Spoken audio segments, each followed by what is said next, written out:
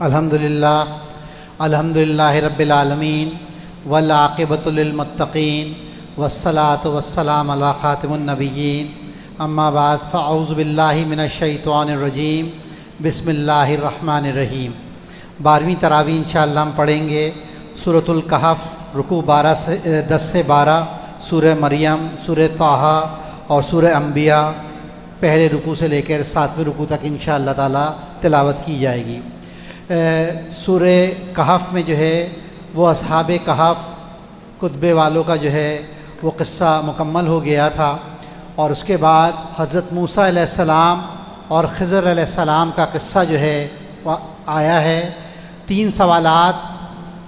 اہل کتاب نے کیے تھے، اور اس میں سے دوسرا سوال تھا کہ قصہ خضر و موسیٰ کی کیا حقیقت ہے۔ تو اللہ تعالیٰ بتا رہا ہے کہ اللہ کے حکم سے موسیٰ علیہ السلام جو ہیں وہ 2 دریاؤں کے سنگم پر پہنچے تھے۔ وہاں ان کی ملاقات جو ہے وہ اللہ کے ایک بندے سے ہوئی، جس کے بارے میں اللہ تعالیٰ نے کہا کہ اس کے اوپر اللہ کی رحمت تھی اور اللہ نے اس کو علم عطا کیا ہے، اور احادیث میں ان کا نام حضرت خضر علیہ السلام کے نام سے آتا ہے۔ حضرت موسیٰ نے کہا کہ میں آپ کے ساتھ رہ سکتا ہوں تاکہ آپ سے دانش کی باتیں، عقل کی باتیں سیکھ سکوں۔ تو انہوں نے کہا کہ آپ میرے ساتھ نہیں رہ سکتے، کیونکہ آپ بہت ساری باتوں پہ صبر نہیں کریں گے، اور آپ صبر کیسے کر سکتے ہیں جب کہ آپ کے بہت ساری چیزوں کا علم نہ ہو۔ تو حضرت موسیٰ نے کہا کہ نہیں، میں صبر کروں گا، آپ مجھے اپنے ساتھ رکھ لیں۔ پھر حضرت موسیٰ علیہ السلام اور حضرت خضر علیہ السلام آگے کی طرف چلے تو کچھ کشتیاں نظر آئیں۔ حضرت خضر علیہ السلام نے ایک کشتی میں سوراخ کر دیا، تو حضرت موسیٰ نے کہا یہ آپ نے کیا کیا، یہ تو کشتی ڈوب جائے گی، یہ آپ نے اس میں کیوں سوراخ کر دیا؟ تو حضرت خضر نے جواب دیا، میں نے آپ سے کہا تھا کہ آپ میرے ساتھ صبر نہیں کر سکتے۔ تو انہوں نے کہا اچھا، اب میں آپ سے کوئی سوال نہیں کروں گا۔ اس کے بعد وہ پھر آگے کی طرف چلے، اور آگے چل کر ان کو ایک بچہ ملا جس کو حضرت خضر نے جو ہے وہ قتل کر دیا۔ حضرت موسیٰ حیرت سے چیخ پڑے، یہ آپ نے کیا کر دیا، یہ تو آپ نے بڑا گناہ کا کام کیا۔ حضرت خضر نے پھر وہی بات کی کہ آپ میرے ساتھ صبر نہیں کر سکتے۔ انہوں نے کہا اچھا، اب آپ مجھے اپنے ساتھ رکھ لیں، اب کوئی سوال کروں تو پھر جو ہے وہ آپ کے پاس ایک حجت آ جائے گی، پھر آپ بے شک میرا ساتھ چھوڑ دیجئے گا۔ پھر وہ آگے چلے، ایک بستی میں پہنچے، اور بستی والوں نے ان کے ساتھ بڑی رکھائی سے پیش آئے، اور بستی والوں نے ان کی کوئی ضیافت نہیں کی، کھانے پینے کا کسی چیز کا نہیں پوچھا۔ وہاں ایک دیوار تھی خستہ حال جو گر رہی تھی، گرنے والی تھی۔ حضرت خضر علیہ السلام نے جو ہے اس دیوار کی مرمت کر دی۔ حضرت موسیٰ نے کہا آپ نے دیوار کی مرمت کر لی، کچھ اس کا معاوضہ لے لیتے۔ تو حضرت خضر نے کہا بس میرا اور آپ کا جو سفر تھا، جو ہمارا تعلق تھا، بس وہ ختم ہو گیا۔ اور اس کے بعد انہوں نے ان تینوں اقدامات کی توجیہ جو ہے وہ پیش کی۔ انہوں نے کہا کہ کشتی میں نے سوراخ اس لیے کیا کہ وہ غریب مزدوروں کی کشتی تھی، مچھیروں کی کشتی تھی، جو سمندر میں جا کے مچھلیاں پکڑتے تھے، اور آگے ایک ظالم بادشاہ کا علاقہ ہے، وہ لوگوں سے کشتیاں زبردستی چھین لیتا تھا۔ میں نے اس کے اندر نقص پیدا کر دیا تاکہ بادشاہ ان کی کشتی جو ہے وہ ضبط نہ کرے، اور بچے کو اس لیے قتل کر دیا کہ وہ بچہ بڑے ہو کر جو ہے وہ سرکش نکلتا، اور اس کے والدین تو بڑے مومن تھے، اور اللہ تعالیٰ سے مجھے امید ہے کہ اللہ تعالیٰ اس کا بہتر آلٹرنیٹ جو ہے وہ ان کو عطا کرے گا۔ اور دیوار کی مرمت اس لیے کی کیونکہ اس کے نیچے 2 یتیم بچوں کا خزانہ تھا، اور دیوار گر جاتی وہ خزانہ ظاہر ہو جاتا۔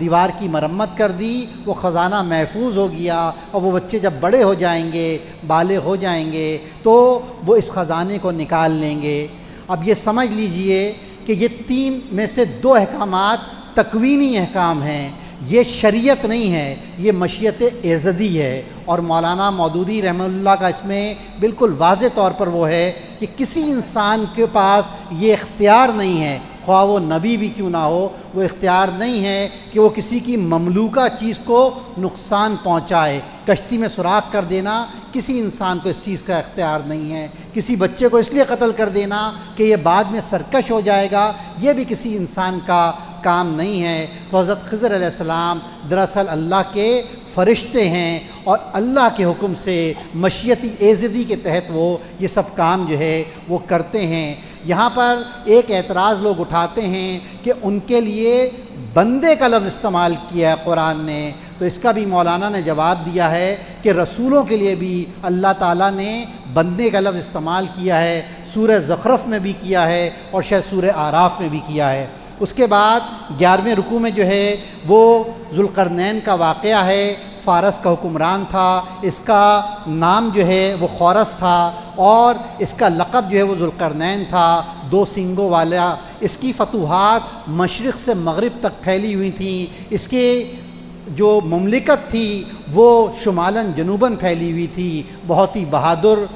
بادشاہ تھا، لیکن اس کے ساتھ ساتھ بہت متواضع تھا، اور وہ ایک دفعہ ایک ایسے علاقے میں پہنچا جہاں کے لوگوں کی بات نہ اس کو سمجھ میں آتی تھی نہ ان کی بات اس کو سمجھ میں آتی تھی۔ انہوں نے کہا کہ ہمیں یاجوج ماجوج نے بہت تنگ کیا ہے، تو آپ کوئی بند باندھ دیں تاکہ وہ یہاں نہ آئیں، اور اس کے لیے ہم آپ کو پیسے بھی دیں گے۔ تو حضرت یہ ذوالقرنین نے کہا کہ میرے پاس اللہ کا دیا ہوا سب کچھ ہے، مجھے تمہارے مال کی ضرورت نہیں ہے، ہاں کچھ آدمیوں کو بھیج دو جو اس کام میں میرا ہاتھ بٹائیں، اور پھر لوہے کی بڑی بڑی چادروں کو اس کو آگ میں دہکا کے اس رستے کو انہوں نے بند کیا، اور اس کے اوپر تانبا، پگھلا ہوا تانبا انڈیل دیا، اور ذوالقرنین نے یہ کہا کہ انشاءاللہ تعالی نہ یہ اس کے اوپر سے چڑھ کر آ سکیں گے نہ اس پہ نقب لگا سکیں گے، ہاں جب اللہ کا حکم آ جائے گا تو یہ پیوندے خاک ہو جائے گی۔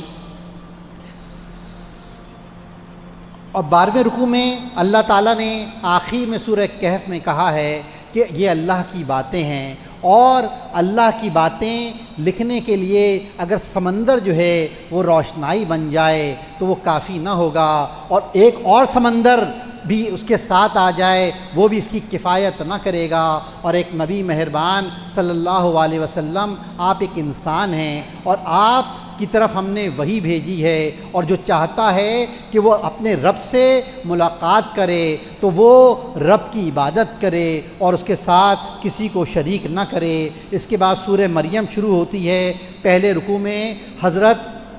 زکریا علیہ السلام کو اللہ تعالیٰ نے حضرت یحییٰ کی خوشخبری دی۔ حضرت زکریا علیہ السلام نے اللہ سے دعا کی تھی کہ اللہ تعالیٰ میرے بال سفید ہو گئے ہیں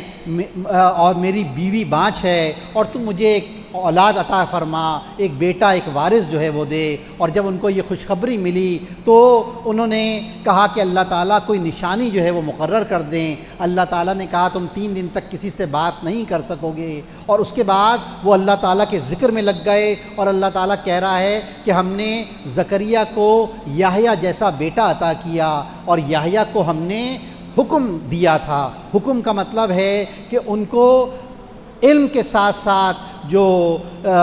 قوت فیصلہ، قوت اجتہاد، یہ چیزیں جو ہیں وہ اللہ نے عطا کی تھیں، اور اللہ نے کہا کہ وہ بڑا ہی پرہیزگار تھا، والدین کا حق شناس تھا، اور نافرمان نہیں تھا، نہ ہی جبار تھا۔ دوسرے رکوع میں حضرت عیسیٰ علیہ السلام کی معجزانہ پیدائش کا ذکر ہے کہ جب حضرت مریم علیہ السلام جو ہیں وہ بیت المقدس کے مشرقی گوشے میں معتکف تھیں تو فرشتے نے آ کے ان کو بیٹے کی خوشخبری دی۔ حضرت مریم نے کہا میرے یہاں کیسے بیٹا ہو سکتا ہے، مجھے تو کسی بشر نے آج تک چھوا بھی نہیں۔ انہوں نے کہا ایسا ہی ہوگا، اور جب بالکل پیدائش کا وقت آ گیا تو حضرت مریم بہت دور چلی گئیں، اور انہوں نے اس وقت کہا کہ کاش میں اس وقت سے پہلے مر جاتی اور میرا نام و نشان تک مٹ جاتا۔ یہ انہوں نے زچگی کی تکلیف کی وجہ سے نہیں کہا، بلکہ انہوں نے اس بات پر کہا کہ یہ بچہ پیدا ہوگا تو میں اس کو جب لے کر جاؤں گی تو لوگوں کو کیا جواب دوں گی کہ بغیر باپ کے کیسے بچہ پیدا ہو گیا۔ اور پھر فرشتے نے کہا کہ مریم غم نہ کر، اور تیرے پیروں پر اللہ نے ایک چشمہ رواں کر دیا ہے، اور یہ جو درخت ہے اس کو تو ہلا، پکی ہوئی کھجوریں تیرے اوپر ٹپک پڑیں گی، ان کو کھا لے اور جو ہے اس سے اپنی آنکھوں کو ٹھنڈک پہنچا، اور کوئی انسان آ جائے تو اس سے کہہ دینا کہ میں نے نظر مانی ہوئی ہے، میں کسی سے بات نہیں کروں گی۔ اس کے بعد حضرت عیسیٰ کو لے کر جب وہ اپنے قبیلے میں واپس آئیں تو قبیلے کے لوگوں نے کہا کہ اے ہارون کی بیٹی، یہ تو نے کیا کر دیا ہے؟ ہارون کی بیٹی یہ ایک عربی کا مقولہ ہے، قبیلے کے نام سے پہچانتے ہیں کہ تو بڑے عالیشان گھر سے تعلق رکھتی ہے، تیری ماں تو کوئی بدکردار عورت نہیں تھی، تیرا باپ تو ایک شریف آدمی تھا، یہ تو نے کیا کر دیا؟ یہ بچہ کہاں سے آ گیا؟ حضرت مریم نے اس بچے کی طرف اشارہ کیا تو لوگوں نے کہا یہ تو گہوارے میں پڑا ہوا بچہ ہے، یہ کیا بات کرے گا؟ اس وقت حضرت عیسیٰ پکار اٹھے، ابی عبداللہ، میں عبداللہ ہوں، اللہ کا بندہ ہوں۔ یہ معجزہ ہے، حضرت عیسیٰ نے گہوارے میں لوگوں سے بات کی کہ میں عبداللہ ہوں، اللہ کا بندہ ہوں، اللہ نے مجھے نبوت دی ہے، اللہ نے مجھے کتاب دی ہے، اللہ نے مجھے نماز اور زکوٰۃ کی پابندی کا حکم دیا ہے۔ پھر اللہ تعالیٰ کہہ رہا ہے کہ جب تک عیسیٰ زندہ رہے اپنی والدہ کا حق شناس رہے، یہاں پہ والدین نہیں کہا اللہ تعالیٰ نے، ماں کا کہا ہے کہ عیسیٰ علیہ السلام اپنی ماں کے حق شناس رہے، بغیر باپ کے پیدا ہوئے تھے۔ اور اللہ تعالیٰ نے کہا ہے کہ اللہ کا کام نہیں ہے وہ کسی کو بیٹا بنائے۔ پھر تیسرے رکوع میں حضرت ابراہیم علیہ السلام کا ذکر ہے، انہوں نے کہا، اپنے والد سے کہا کہ آپ کن معبودوں کی جو ہے وہ بندگی کرتے ہیں، نہ یہ بول سکتے ہیں نہ سن سکتے ہیں، اور آپ تو شیطان کی پیروی کر رہے ہیں، شیطان تو رحمان کا دشمن ہے، آپ میرے پیچھے چلیں، میں آپ کو سیدھا رستہ دکھاؤں گا۔ تو ان کے باپ نے کہا کہ تو معبودوں سے پھر گیا ہے، ہم تجھے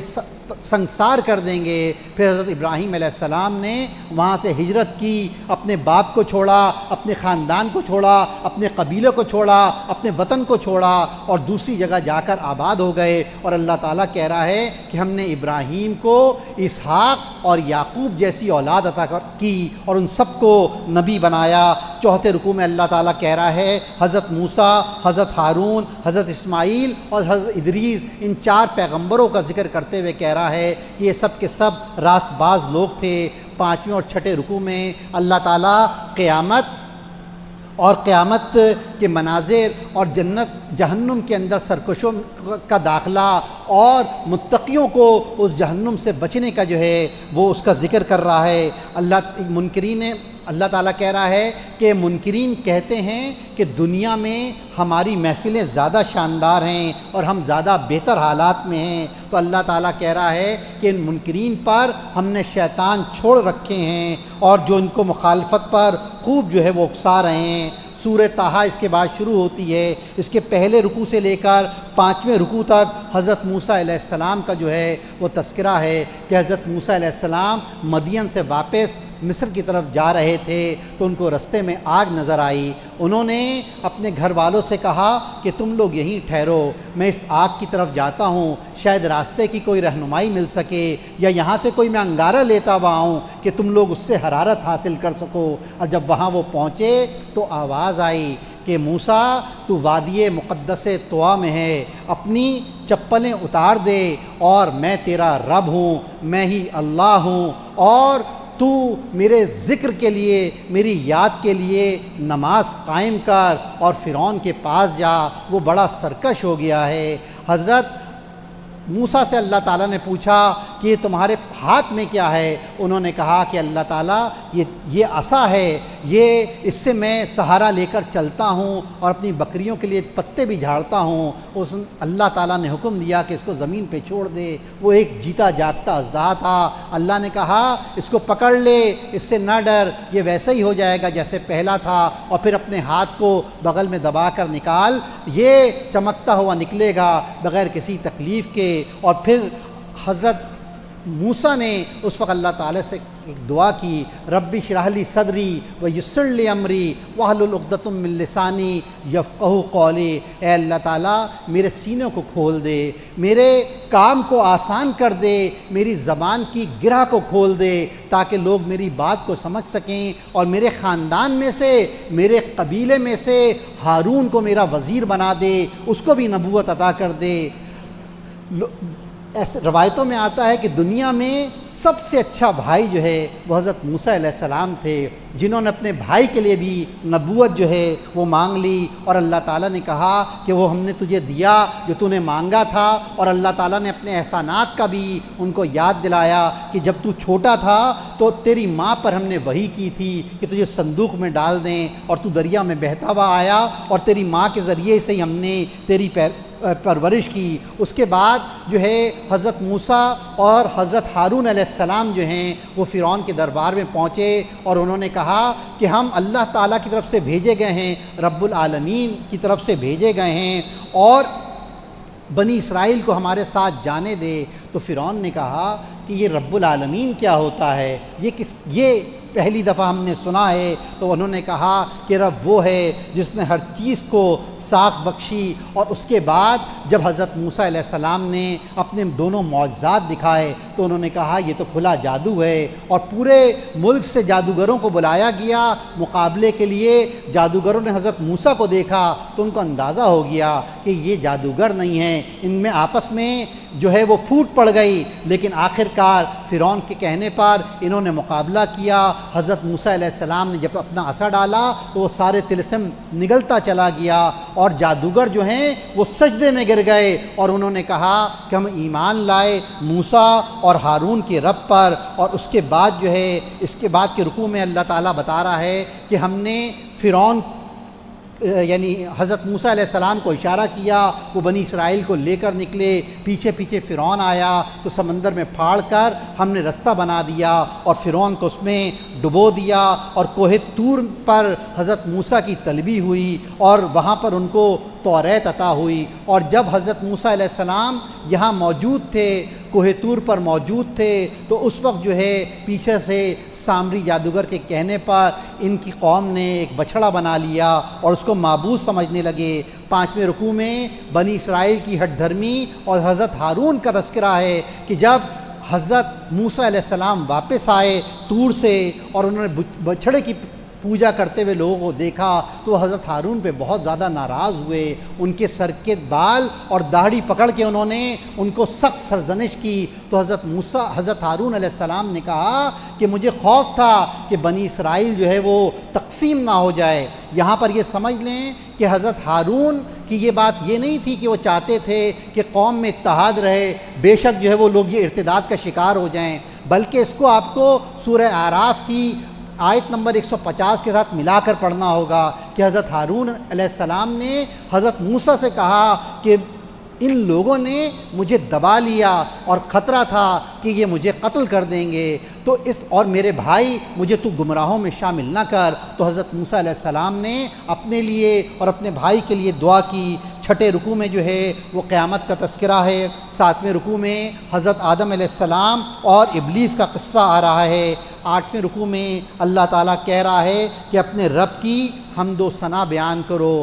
سورج طلوع ہونے سے پہلے، سورج غروب ہونے سے پہلے، رات کے وقت میں اور دن کے کناروں میں، یہ 5 نماز کے اوقات اللہ تعالیٰ نے بتائے ہیں۔ سورج طلوع ہونے سے پہلے فجر کی نماز، سورج غروب ہونے سے پہلے عصر کی نماز، رات کے وقت عشاء اور تہجد کی نماز، اور دن کے کنارے 3 ہی ہیں، ایک سورج نکلنے سے پہلے ہے، ایک زوال کے وقت ہے، ایک سورج ڈوبنے کے وقت ہے۔ اس سے فجر، ظہر اور مغرب کی نماز ملتی ہے۔ اس طرح سے یہ 5 نمازیں جو ہیں وہ اس رکوع میں مل جاتی ہیں، اور اللہ تعالیٰ کہہ رہا ہے کہ ان قریب لوگوں کو پتہ چل جائے گا کون سرکش ہے اور کون ہدایت یافتہ ہے۔ اس کے بعد سورہ انبیاء شروع ہوتی ہے اور اللہ تعالیٰ کہہ رہا ہے کہ قریب آ گیا حساب کا وقت، لیکن لوگ جو ہے وہ منہ موڑے ہوئے ہیں، اور لوگ کہتے ہیں کہ رسولوں پر اعتراض کر رہے ہیں کہ یہ تو ہم جیسے انسان ہیں، اس کو جادو، پرگاندہ خواب، شاعری یا من گھڑت کہہ رہے ہیں۔ اللہ تعالیٰ کہہ رہا ہے کہ ہم نے جب بھی نبی اور رسولوں کو بھیجا ہے وہ ایسے ہی لوگ تھے جو کھانا کھاتے تھے، اور ان کو ہم نے کبھی بھی ہمیشگی کی زندگی نہیں دی ہے۔ دوسرے رکوع میں اللہ تعالیٰ کہہ رہا ہے کہ جب بھی ہم نے کسی قوم پر عذاب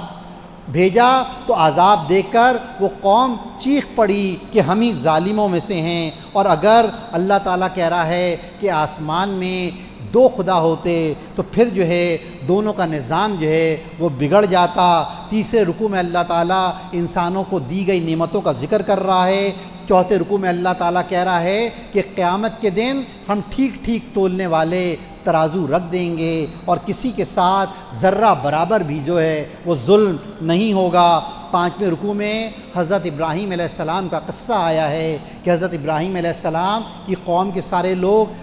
اپنے علاقے سے باہر کی طرف گئے ہوئے تھے، تو حضرت ابراہیم علیہ السلام نے سارے بت توڑ دیے، کسی کا ہاتھ توڑ دیا، کسی کا پیر توڑ دیا، کسی کا دانت، کسی کی ناک توڑ دی، اور وہ جو تیشہ تھا وہ بڑے سب سے جو بڑا تھا بت اس کے کندھے پر رکھ دیا۔ لوگ آئے حیران ہو گئے، ہمارے بتوں کا حال کس نے کیا ہے؟ ان کا ایک نوجوان ہے، اس کو بلا کر لے کر آؤ۔ تو حضرت ابراہیم سے پوچھا یہ تو نے کیا کیا ہے؟ انہوں نے کہا اس بڑے والے بت سے پوچھو، اس نے کیا ہوگا، اسی کے کندھے پر کلاڑا رکھا ہوا ہے۔ انہوں نے کہا تجھے پتہ ہے کہ یہ بول نہیں سکتے۔ تو حضرت ابراہیم علیہ السلام نے کہا افسوس تم پر، تمہارے معبود بول نہیں سکتے تو تمہیں نفع اور نقصان کیا پہنچائیں گے؟ انہوں نے کہا ابراہیم کو آگ میں ڈال دو۔ پھر ابراہیم علیہ السلام کو آگ میں ڈال دیا گیا، اور اللہ تعالیٰ نے آگ کو حکم دیا ٹھنڈی ہو جا اور سلامتی بن جا ابراہیم پر۔ اور اس کے بعد ابراہیم علیہ السلام نے جو ہے وہ حضرت لوط علیہ السلام کے ساتھ جو ان کے بھتیجے تھے ان کے ساتھ جو ہے وہ ہجرت کر لی، اور یہ فلسطین اور شام کی سرزمین کی طرف چلے گئے۔ اور قوم لوط کا ذکر ہے کہ وہ بھی بڑی فاسق قوم تھی، اور ہم نے لوط کو اس قوم سے نجات دی۔ چھٹے رکوع میں اللہ تعالیٰ نے حضرت نوح علیہ السلام کا جو ہے وہ ذکر کیا ہے کہ اس نے جب ہمیں پکارا تو اس کو ہم نے کرب عظیم سے جو ہے وہ نجات دی۔ حضرت داؤد اور حضرت سلیمان علیہ السلام کا ذکر ہے کہ داؤد کے ساتھ ہم نے پہاڑوں کو مسخر کر دیا، سلیمان کے ساتھ ہم نے جنوں اور پرندوں کو مسخر کر دیا۔ اور حضرت ایوب علیہ السلام کا ذکر ہے کہ ان کو بیماری لگ گئی تھی، انہوں نے اپنے رب کو پکارا تو ارحم الراحمین نے، سب سے زیادہ رحم کرنے والے نے ان کی تکلیف دور کر دی، اور یہی نعمت یعنی نبوت، حکمت اور علم جو ہے وہ اللہ تعالیٰ نے اسماعیل علیہ السلام کو، ادریس علیہ السلام کو اور ذوالکفل علیہ السلام کو جو ہے وہ عطا کیا۔ یہی اسی رکوع میں مچھلی والے یعنی حضرت یونس علیہ السلام کا بھی ذکر ہے۔ زکریہ علیہ السلام نے اپنے رب کو پکارا تو ہم نے ان کو یحییٰ عطا کیا، اور اللہ تعالیٰ نے حضرت مریم کا ذکر کیا ہے کہ اس نے اپنی عزت اور عصمت کی حفاظت کی۔ اور اللہ تعالیٰ ساتویں رکوع میں کہہ رہا ہے کہ ایمان والا نیک عمل کرے گا تو وہ اللہ تعالیٰ اس کی ناقدری نہیں کرے گا۔ اور اے نبی صلی اللہ علیہ وسلم، ہم نے آپ کو تمام جہانوں والوں کے لیے رحمت بنا کر بھیجا ہے، اور اے نبی صلی اللہ علیہ وسلم کہہ دیجئے میرے پاس وہی آتی ہے، میرا الہ وہی ہے، صرف ایک الہ،